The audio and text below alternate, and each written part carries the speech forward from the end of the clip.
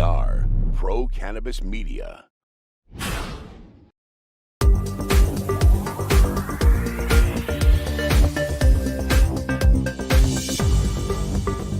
Hi, everyone. Welcome to another very special edition of In the Weeds with Jimmy Young. And remember, this podcast isn't just a video interview that we share on our PCM TV network. No, it's a real podcast. It's an audio file. So like, share, subscribe on all those major podcast distributors that are out there, your iTunes, your Spotify's.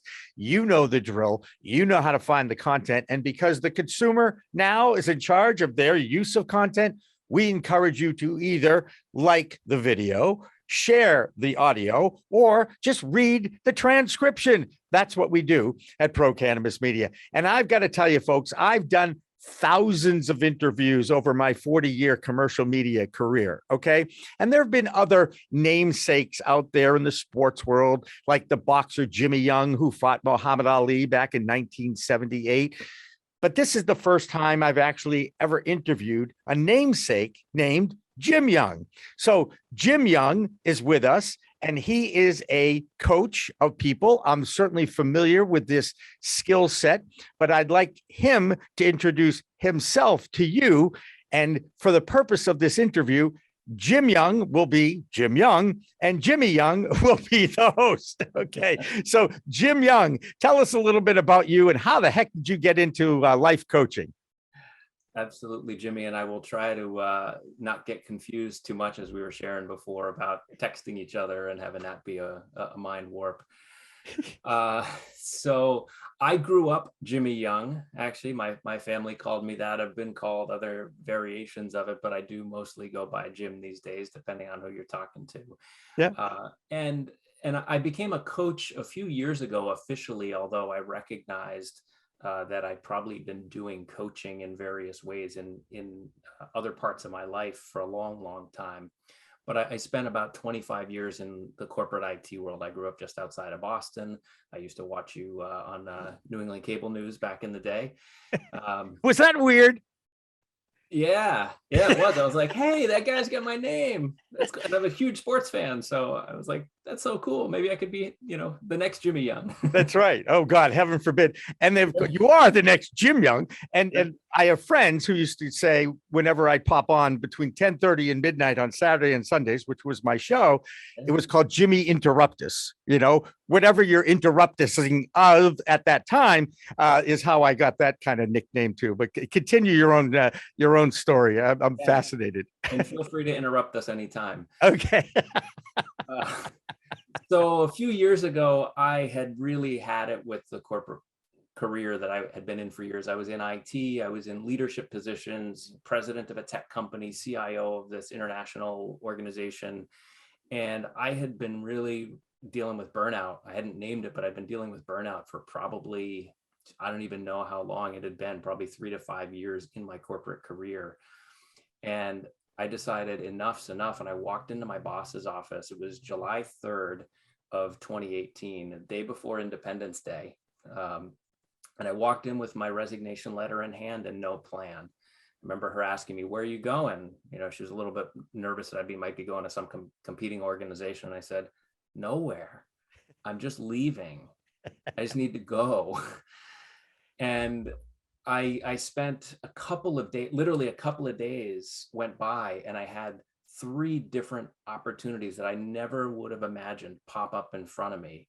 And it was like I had to take my head down, lift my head up from being in the sand to see like all these opportunities that were going on around me.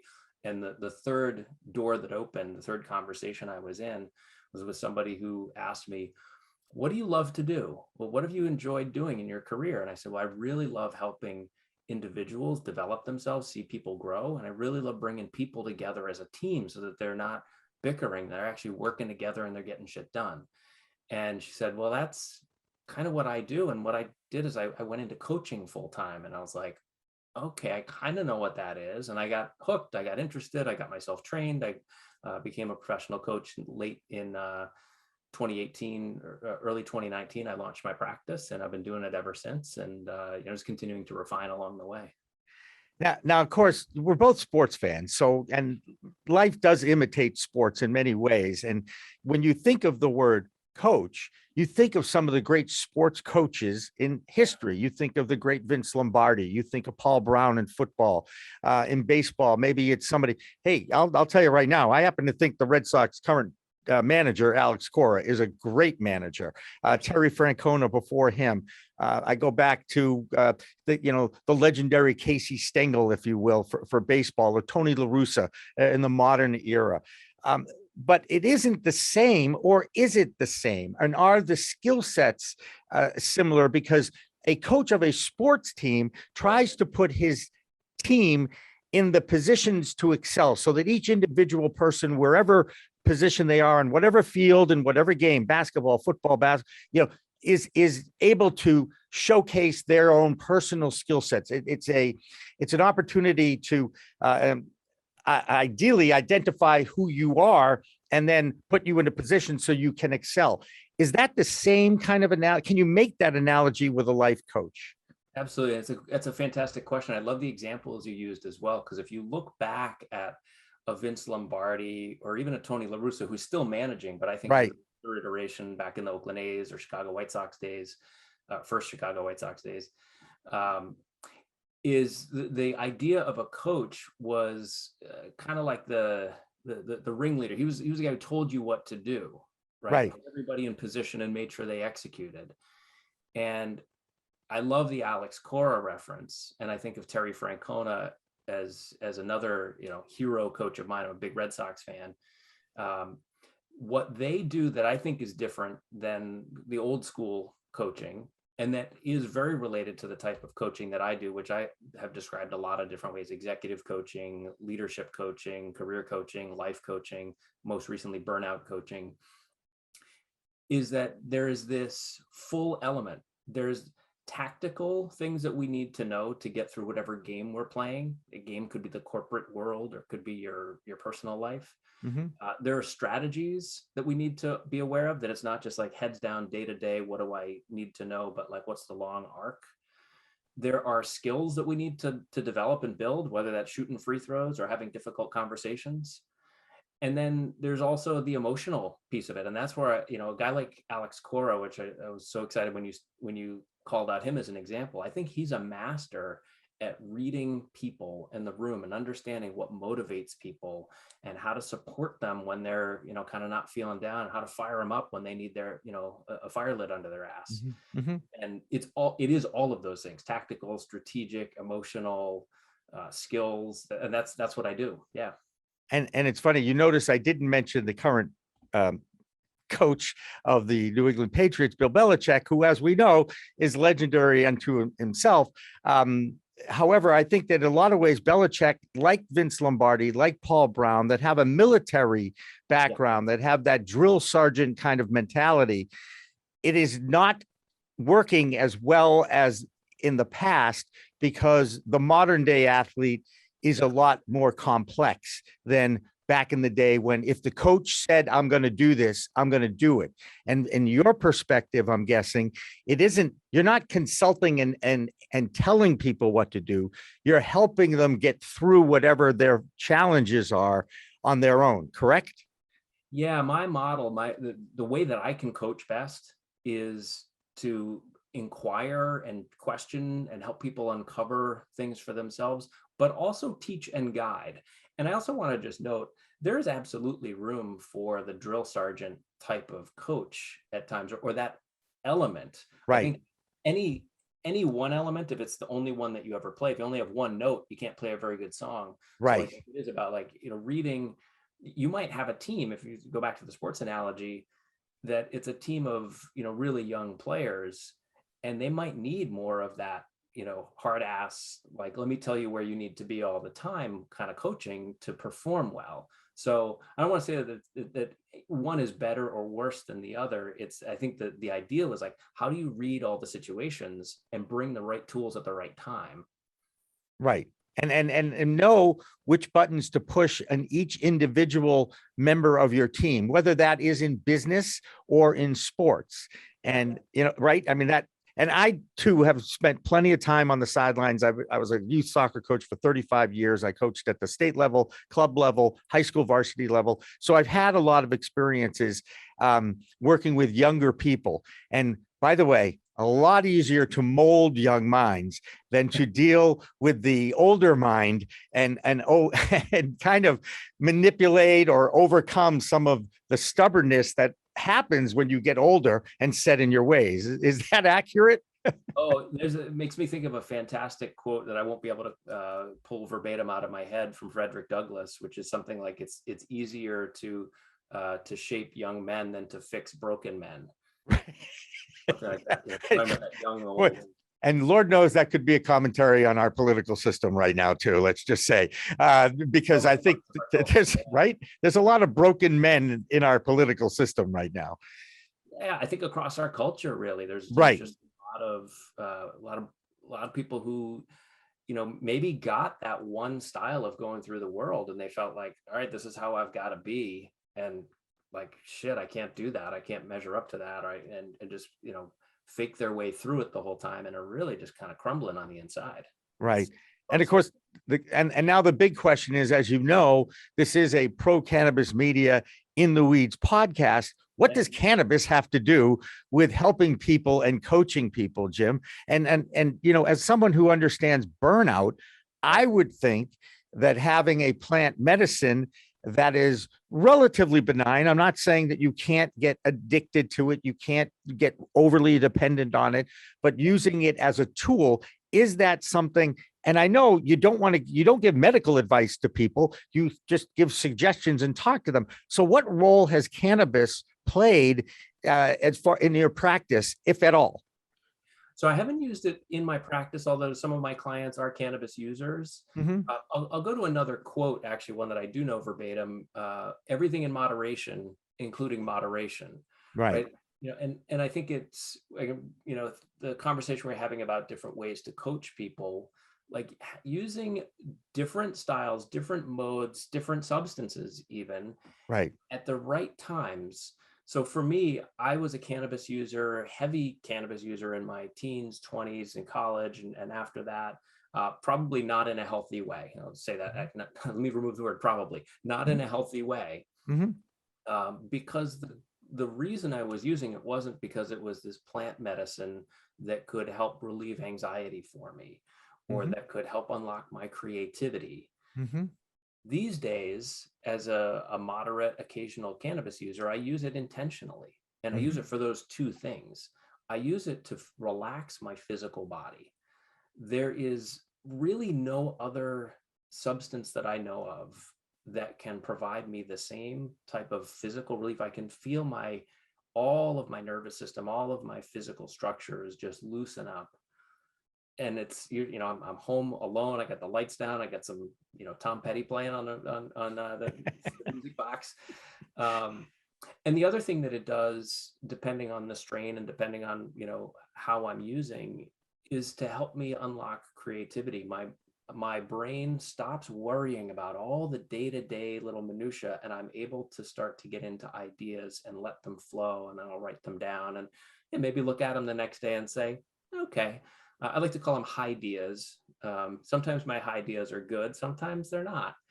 And so with my coaching clients, I don't bring it into my practice. I haven't done so yet. I know a bunch of coaches who are using plant medicine actively as part of their practice. Right. And I love it because I think it's a lot healthier than the substances that we're finding elsewhere that are more accepted, actually. Right. Well, I mean, it has a lot to do with our systematic medical formula, our pharmaceutical industry, how we teach medicine. This was a medicinal product for thousands of years until the racist U.S. government and the capitalists that were working the U.S. government at the time in the 1920s and 30s, were fearful of the hemp industry and what else was being brought in from other countries, being used by jazz musicians or other people from other countries, and they didn't like that. They wanted to keep it a very nice, clean, white society and put money against it. And therein lies the Harry Anslingers and the Marijuana Pro Tax Act of 1937. And we can get into the history of all that now that I'm well versed on all this. But it truly was designed as a tool, and it continues to be used as a tool in illegal states to fill our jails with persons of color, because they law enforcement has profiled them for years, and they use it just like white people do, same amount, but they're arrested 3.5 times more. And that is the injustice that underlies our cannabis history in the United States and the failed war on drugs. And, I'm going to the MJ BizCon next week, where you're surrounded with people who feel the same way, who are passionate about righting some of the wrongs from our history. As someone who is a specialist in burnout, and you and I had these private conversations before we started recording, I'm busting my ass as a startup entrepreneur, and I've built this thing now over the last 10 months, and we're getting certainly discovered, 400,000 views over the last 10 months, 8,500 subscribers. I mean, it's great that people are watching our work because I so believe in what I'm doing. But I'll admit, Jim, I'm ready to sign up for your burnout cure course. Okay. And I'm fearful of it. And I still use cannabis as a medicine to help with my chronic pain. I have an on the clock, off the clock mentality. I've never done an interview in all my time with Pro Cannabis Media where I've been under the influence. Oh, wait, there was that one interview at MJ BizCon with Stormy Simon, who made me including moderation, Jimmy. Right, I understand. But when you have an interview with a person who was CEO of Overstock, okay, she is a legend in corporate America, has nothing to do with cannabis, but is a pro-cannabis enthusiast. And she wanted to make sure that I did the interview under the influence. And it's by far the first time that's ever happened. And, it's like in business, the client's always right. The person who's doing it, I want to show respect to her. All right, I'll take a few hits. I'll sit down. And it was at MJ BizCon 2 years ago. Now, whether I run into Stormy Simon or not, I have no idea. And I still found the interview to be compelling, and I managed to get through it. And yes, it too is available on our YouTube channel if you want to search Stormy Simon, Jimmy Young interview. But back to the burnout question. Do you see cannabis as a tool to help people who are burnt out, either on corporate America, on their relationship, or whatever stressors they have? Yeah, I would say in the right ways, of course. So I was describing before my own usage, and I'm a solo entrepreneur. I've been at this a few years, and I've gone through my own periods of intense work and intense pressure. And for me, if I find that I'm needing to use anything, whether that's cannabis, whether it's alcohol, whether it's the internet, it doesn't matter. If I need to use something, then I want to pump the brakes, and I want to inspect and see, like, okay, is this a healthy use case for me? If I am using it intentionally, and the way that looks for me is I do a power introvert night every couple of weeks, maybe. My kids aren't with me that night. My partner's not with me. She's at her house. And I design the whole night. I get some takeout, and I know that I'm going to just give myself, it's kind of like, going to a spa day. Right. Okay. And so for me, it can be used as a cannabis or other substances, or other, could be dancing, right, as part of your way of managing burnout. To me, it's about bringing whatever feels alive in your life. Burnout has a scientific definition that, from people who've studied this for decades: exhaustion, cynicism, and a lack of efficacy or productivity. I can't get the job done. I'm never going to get out of this, and I am so tired. So those are the symptoms that we need to look out for when it comes to burnout. And then, to me, so here's the thing that I've learned about burnout in my studies of it. There's no cure. Burnout is not a problem, because if it was a problem, we would have a solution for it and nobody would be dealing with it. We would just say, do this. And it might be like, smoke cannabis, that's not a solution. Burnout is a dilemma, and dilemmas require strategies. We have to use a lot of different ways. And for you, it's like your thumbprint. Yours is individual. And so for me, part of my way out of burnout was I realized I had to deal with the difficult conversations I wasn't having with people in life. I can avoid things. I also had to deal with my perfectionism and be willing to let things be okay as they are. And I also needed to give myself power introvert nights where I wasn't on anymore, because I'm an extroverted introvert. I love talking to you. I'm an improv comedian. I do live shows. I love being around people, and I need that recharge time. So that's part of my thumbprint is, those are just a few things. Geez, I think we have a little in common there, too. I got to tell you, because I have something in common. You, Jimmy Young. This is scary in many ways. It really is. It's really enlightening. And yet we're talking about very serious subjects, which I think is great. I hope the people will enjoy the interview as well. One of the things, and I go back to sports for a second here, because as you talk about burnout, we've seen it in the last year.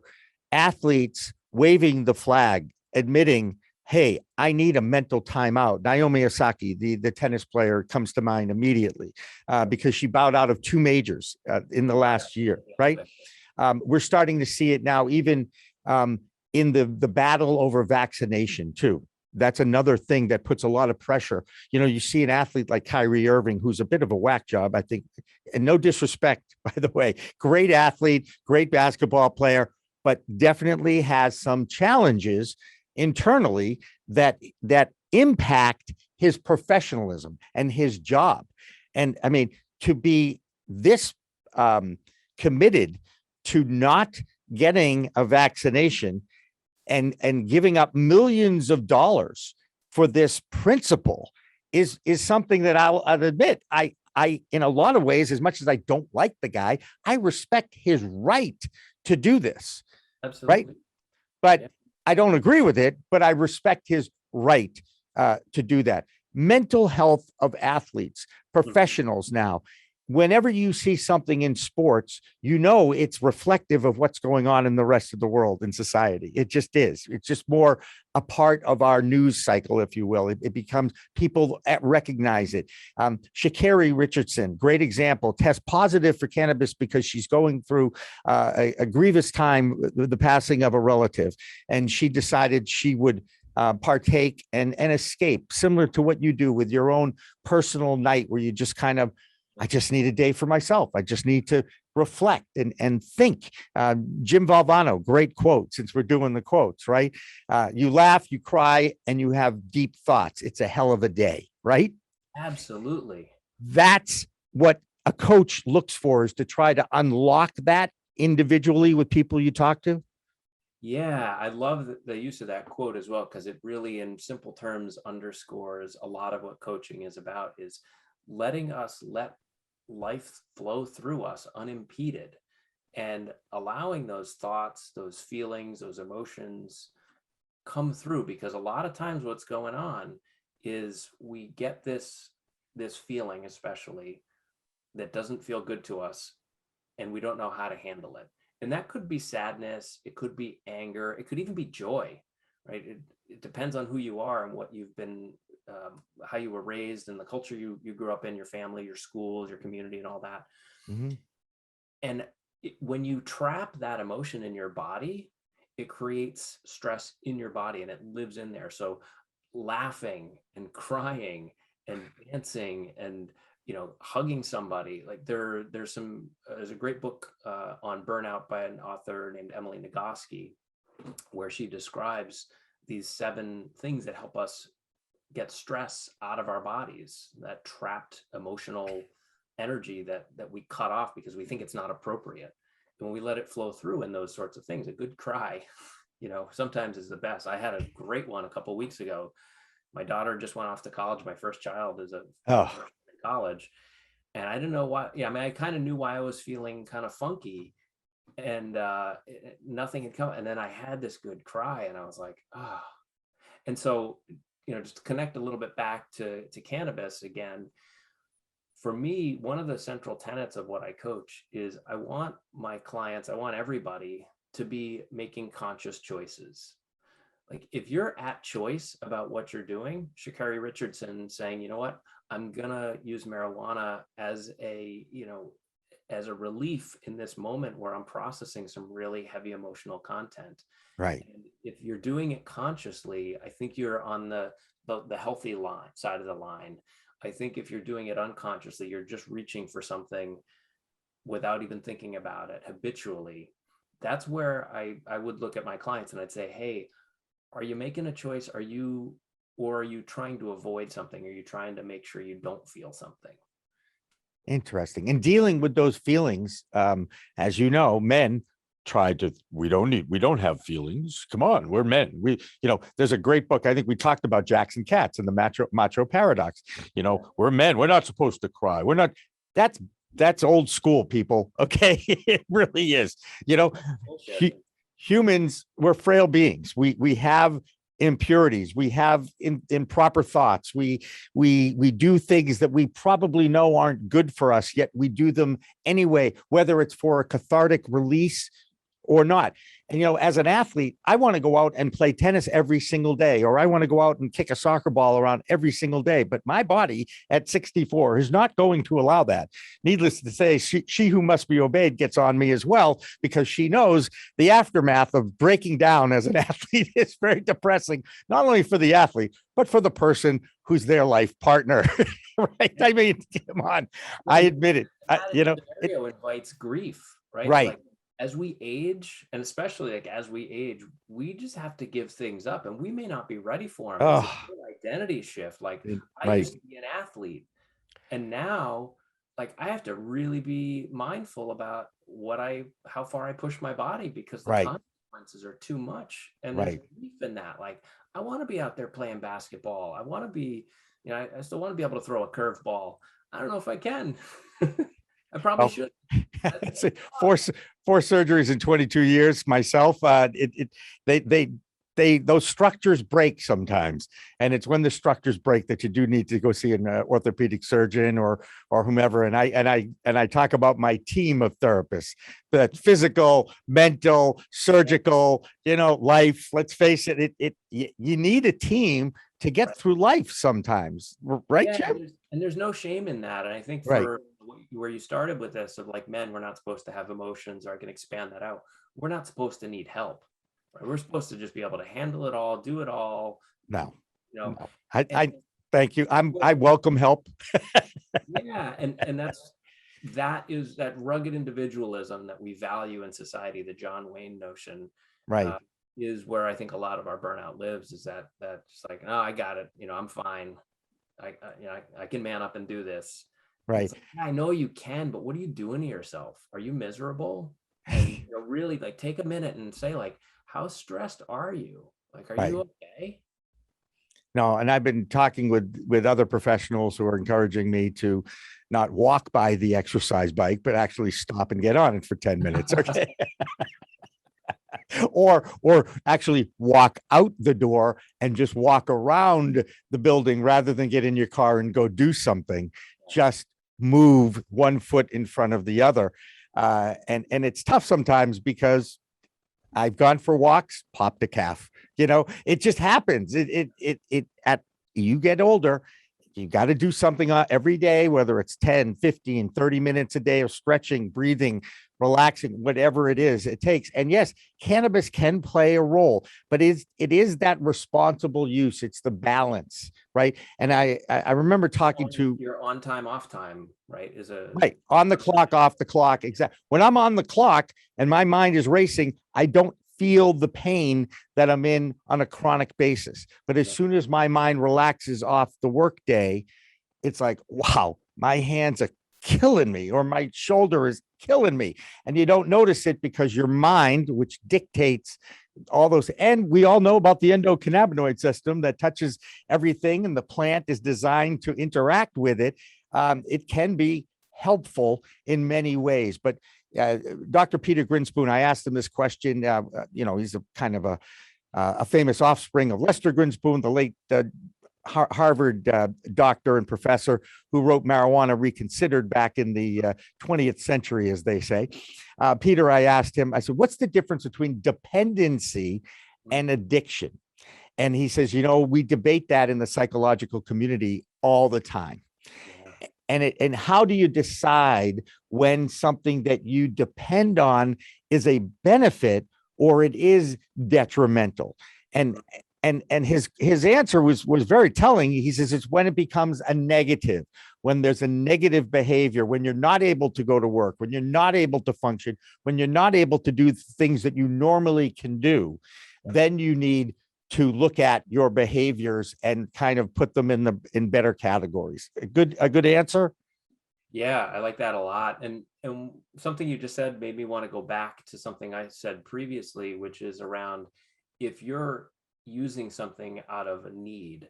Mm-hmm. And I want to clarify what I mean a little bit there, because there are people, because you raised the notion of chronic pain, and you might need a substance like cannabis to help alleviate the chronic pain that is debilitating for you. Mm-hmm.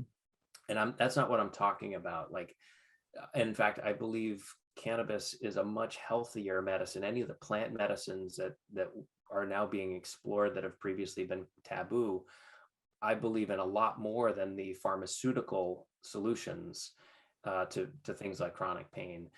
What I was getting at more was if it's an emotional need. So physical need, if the substance helps you, and it's blurry, right? Mm-hmm. Because physical pain also contributes to our emotional pain, right. and our mind has a ton to say about what our body feels. So it's right.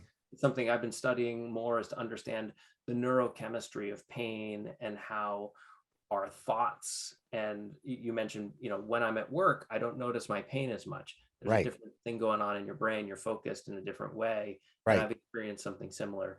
But so just to clarify what I was saying before is if you're reaching for cannabis out of a need to shut down some emotional pain, to not deal with your aging mom or your spouse who's giving you a hard time about something, or your kids or your boss or whatever it is, that is where I think we get onto the slippery slope of moving into that place of dependency, addiction, that can be unhealthy for us. Right.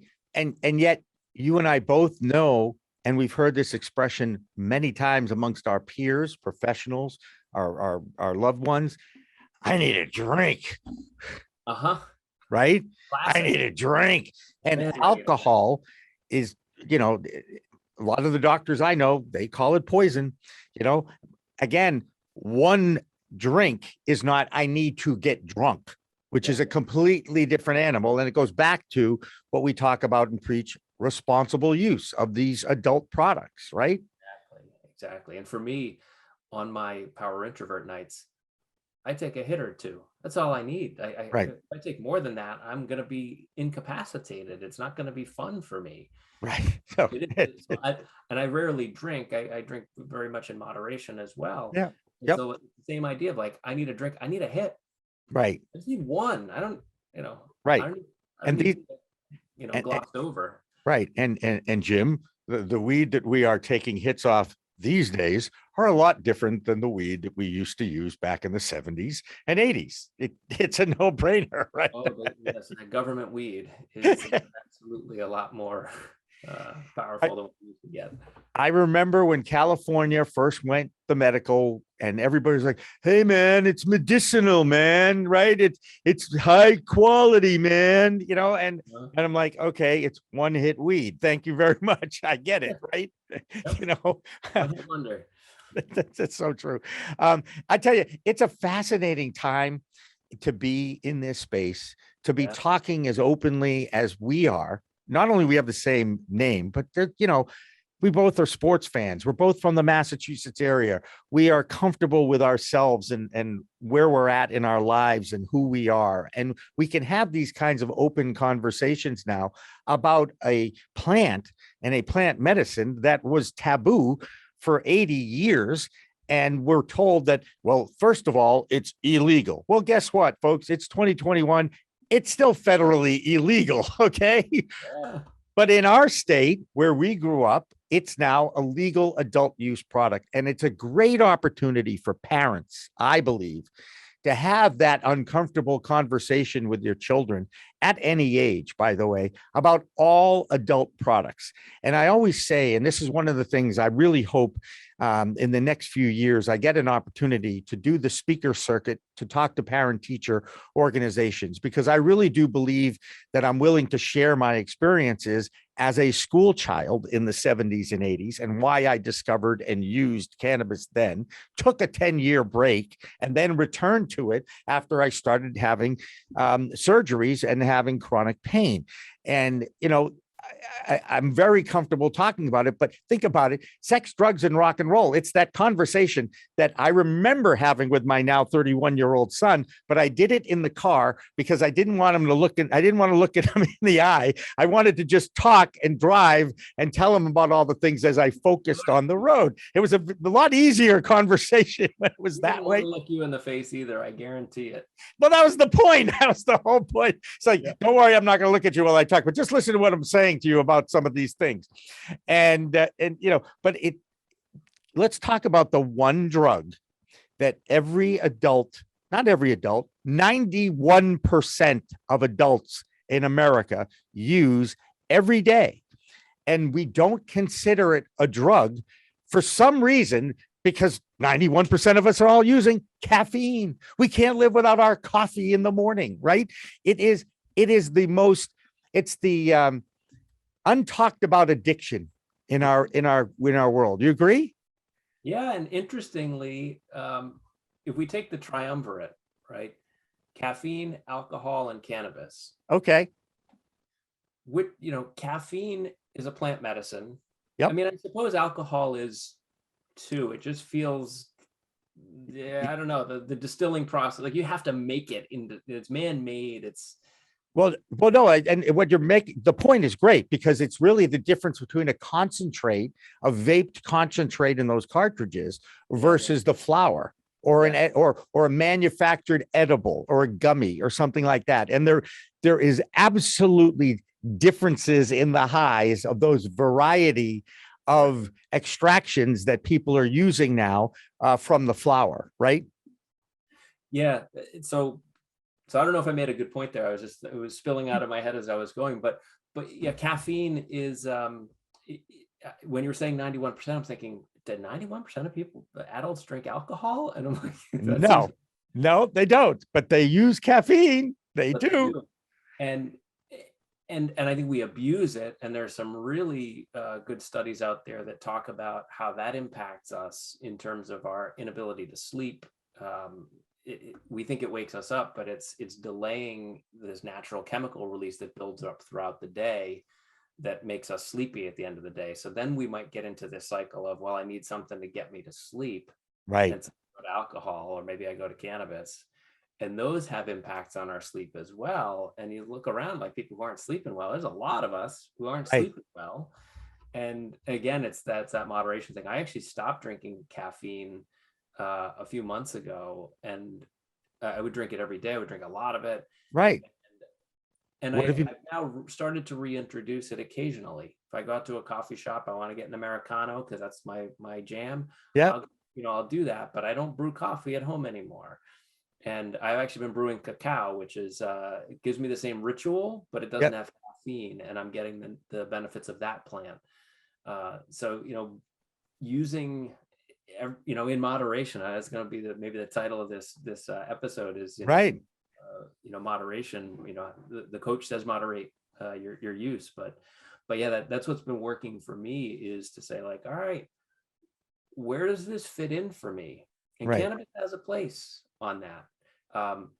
The other thing you were talking about that really I wanted to just mention today, and I bet you've had other guests name this, is that I live in Northampton. There's a pot shop on every corner in my town. We had one of the first ones in Massachusetts. Yep.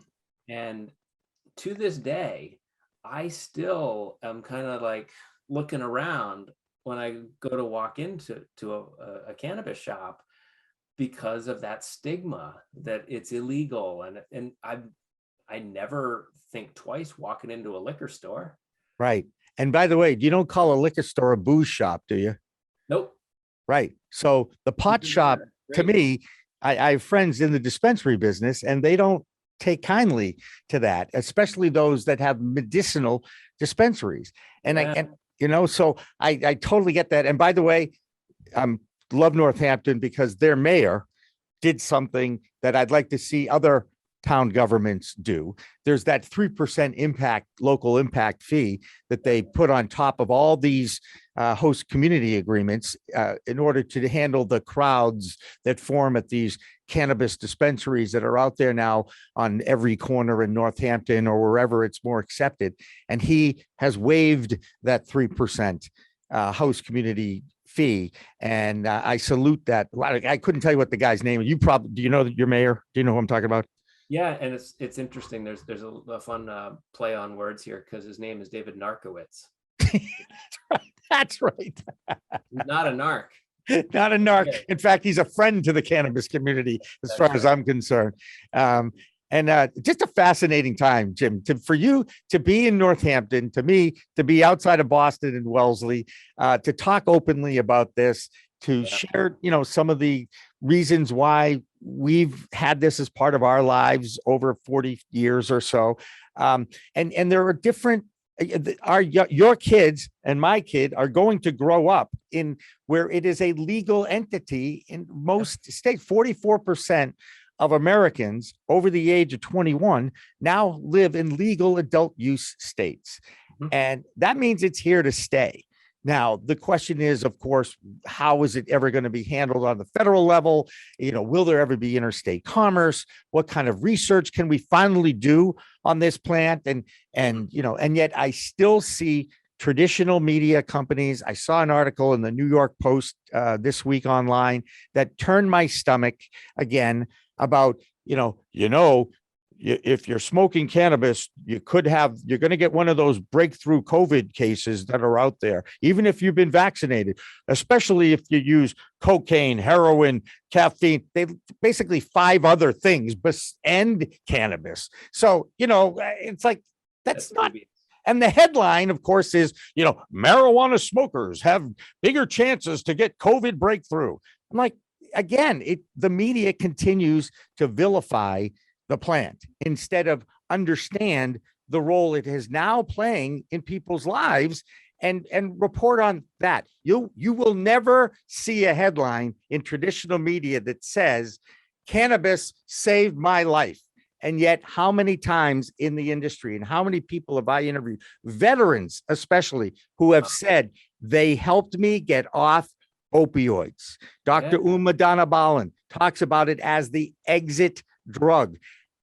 That is not going to be the headline on the front page of a major newspaper or on the 6 o'clock news or a network news. You'll never see it, not for a decade anyway.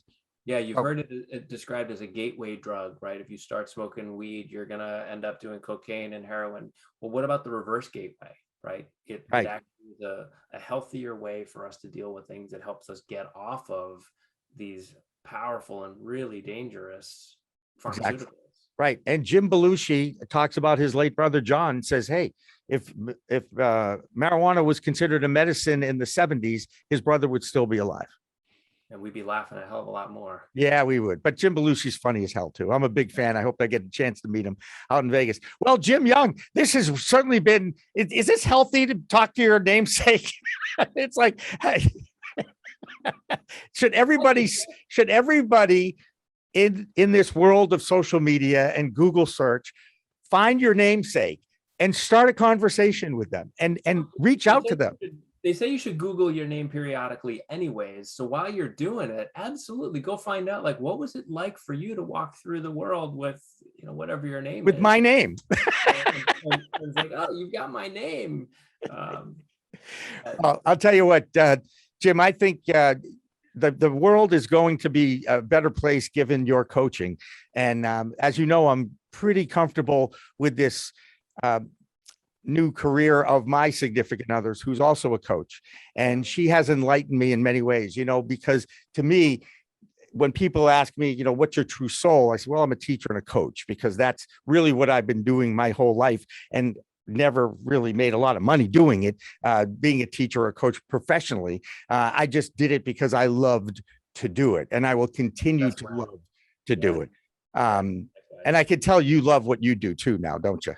Oh, I do. It's my passion and my purpose. And I discovered it a few years back, as I mentioned. And one of the things that happened just before I walked in to my boss's office with that resignation letter, it was a few months before that. I went to a workshop in Boston. This speaker named Ari Weinzweig, who I'd seen speak before, and he was guiding us through an exercise that I had done previously and multiple times that I learned from him on writing a narrative vision. Just writing this future, kind of like a journal entry of my future self, as if it had already happened. And I was writing about my work, and as I was going through this career churn, like, I got to get out of this thing, I went back and read what I wrote in that exercise. And I wrote in there that I wanted that in my future career, it was already happening in this journal entry, that I help people find the calm, centered place from which they do their best at work and at home. And that's why my business name is The Centered Coach. It came directly from that exercise, where I tapped into this inner wisdom of, like, I want to help people live a calm and centered life, where they can have the reserves that they need to do the stuff that they love, and they can get their work done, and they can love their family, and they can contribute to their community. How do we center ourselves in ways that we feel like ourselves, whether we're the only one with our name or we share it with somebody else? Right. Absolutely. So The Centered Coach is how people find you? Yeah, that's the easiest way to find me. thecenteredcoach.com is my website. I've got a couple of other sites that you might be able to find on there. I've got a burnout challenge that's going on in a couple of weeks. And I run those periodically to help people with really targeted issues. You can find out a little bit more about my story. I blog a lot. I love to write. So yeah, thecenteredcoach.com is my primary place of business on the web. Great. So when you Google the name Jim Young, the Centered Coach, it should come up, as opposed to Jimmy Young, the non-centered coach. Okay. That is correct. All right. Well, I'll tell you, I really enjoyed this. Getting to know you as a human too is something that I value a lot. And I hope we continue to have conversations, maybe not recorded ones, Jim, that we'll share with the public, but I look forward to that as well. Most definitely. Really good to talk to you today, Jimmy. All right. That's the Centered Coach, Jim Young.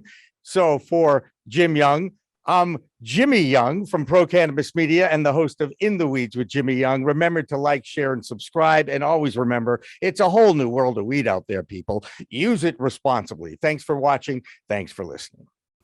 PCM TV is supported by Salient Systems, a world leader in video management security, and by Revolutionary Clinics, a medical dispensary where the patient comes first, and by Accounting Buds, your #1 CPA specialist for the cannabis industry.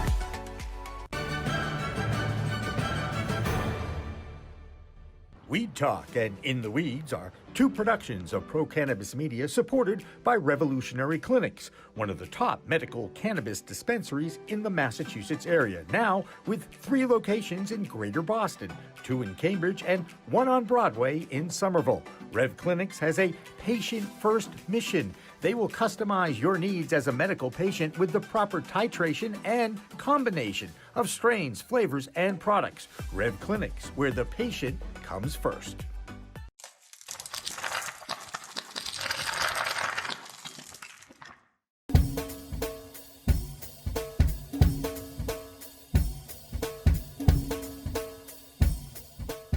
Difference is building a solution for that individual.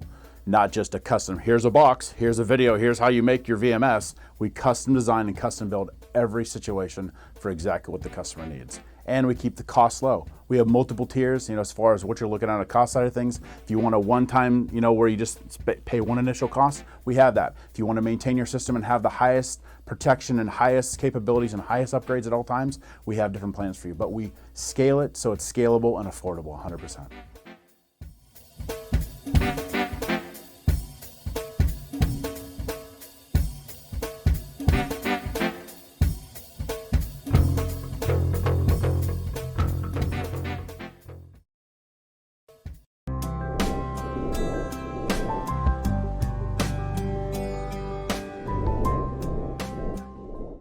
Pro Cannabis Media programming is available live and on demand on our Facebook page at Pro Canna Media, on Instagram at Pro Cannabis Media, on LinkedIn also at Pro Cannabis Media, on YouTube and YouTube Live on Pro Cannabis Media, Twitter at Pro Canna Media, and on twitch.tv/Pro Cannabis Media. So like, share, and subscribe to all of our content, newsletters, and shows live or on demand. We are Pro Cannabis Media.